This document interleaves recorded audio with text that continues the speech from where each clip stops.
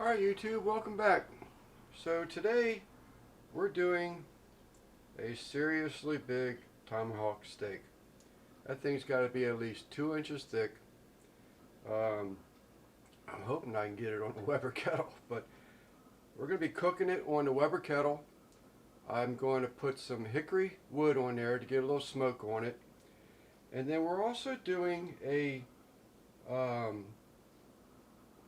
potato wedges that'll be in a bowl, put in a bowl, and then put a little bit of olive oil, and then our shake. I haven't decided which shake I'm going to use right now. I'm thinking about using Uncle Steve's Gator Shake on the fries, and then I'm going to use this Mississippi grind on the steak itself. So let me switch cameras and get a little better prepared for you, and then we'll be back. Alright YouTube, we're back. Hopefully the camera's justifying the size of this steak here and the marbling that's on it. It's nice, it's beautiful.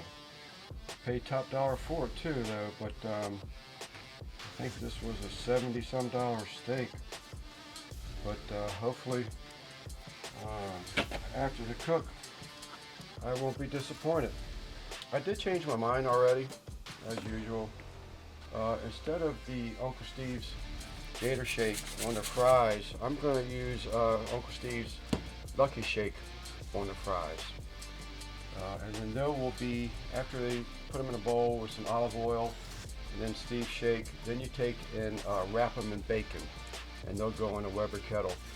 It's about, I think it said like 200 degrees for 40 minutes. Actually, I think it was lower than that, but I'm going to go around 200 degrees if I can, because I got this steak cooking at the same time, and I like to see them sort of kind of come off at the same time.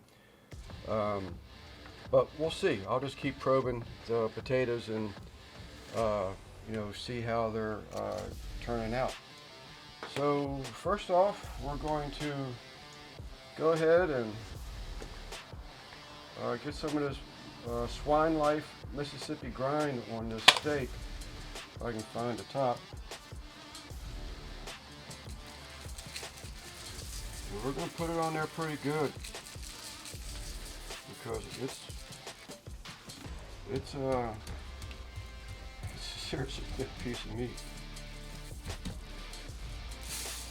We're going to get our edges.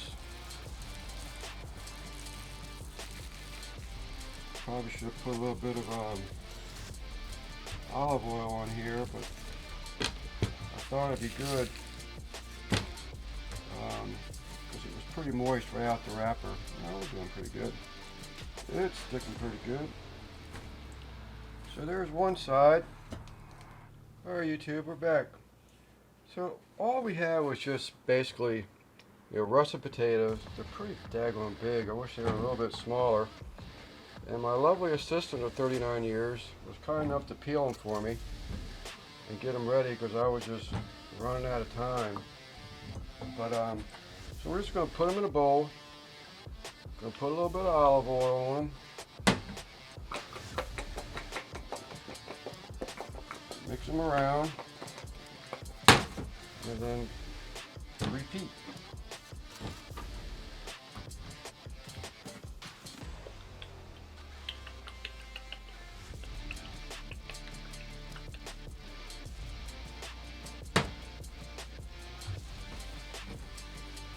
As I said, I changed up, so we're going with Uncle Steve's Lucky Shake. Hopefully that's in the camera. I don't have my glasses on, so I can't see, but we're going with some Uncle Steve's Lucky Shake, and we're going to do the same thing. Just get them in there, get some of this goodness on them. This stuff is really good. If y'all haven't tried any of Uncle Steve's rubs yet, this is, well, not only the one, but I really do. This is the most recent one for me. I've tried, the pig shake, the cow shake, bird shake, gator shake. but this Lucky Shake is something I've only had for a few weeks, and I'm really enjoying it.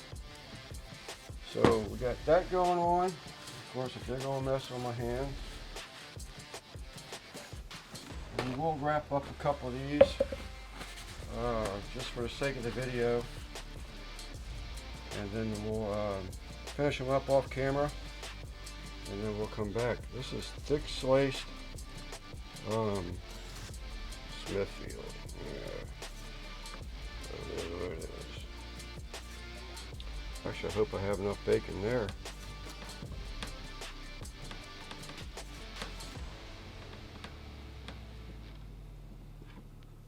Might be nice if I could get 2 potato halves out of 1 slice, but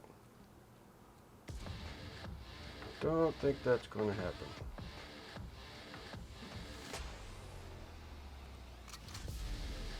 So that's 1.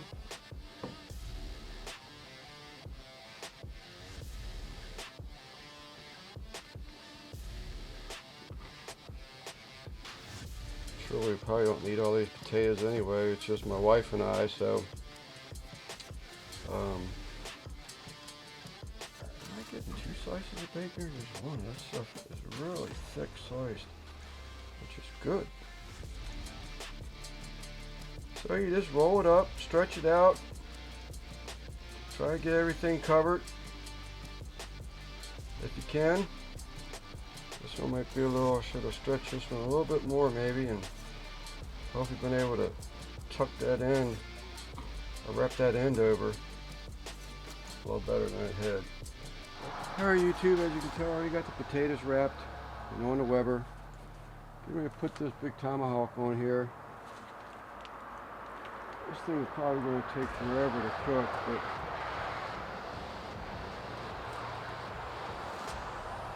it's going to take up so much room. Well, we got it on there. We've got some competition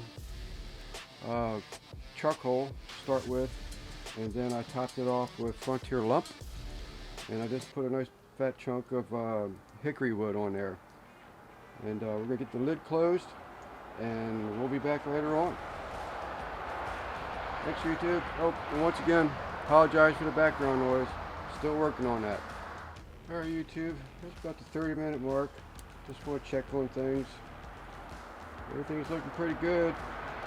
Today I'm going to take that chunk of hickory off there, though, because I don't want to get too much smoke on this piece of meat. So, again, apologize for the background noise, but probably going to let it go for another 15 minutes and then take that chunk of hickory off and bring up, I got another basket of coals burning so I can bring up the temps a little bit. Alright YouTube, we're back. As you can see, steak is done. About 140. It was so big, I tell you, I struggled to get any type of sear marks on it just because of the size of it, but that's one of my versions of meat and potatoes. So I'm trying to rush and everything because it just got dark on me outside, and haven't even had a chance to cook it up or cut it up yet or anything, but so let's do that now. It's been resting for about 15 minutes, I guess. Medium rare is what I call that. Medium rare. Let's cut off a slice of this thing here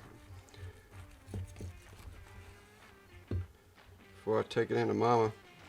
No fat for me, please.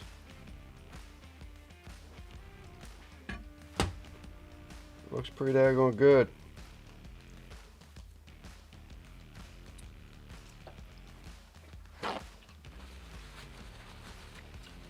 Oh yeah. Good God Molly.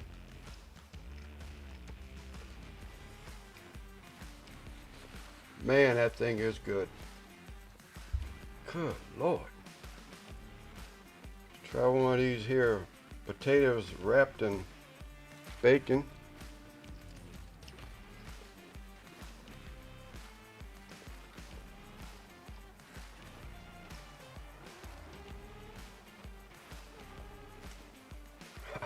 That's good too.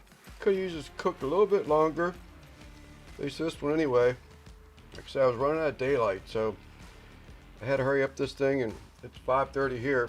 Probably quarter to 6 right now. So that was about an hour and a half cook, hour and 45 minutes, and I'm happy. That's a beast of a piece of meat.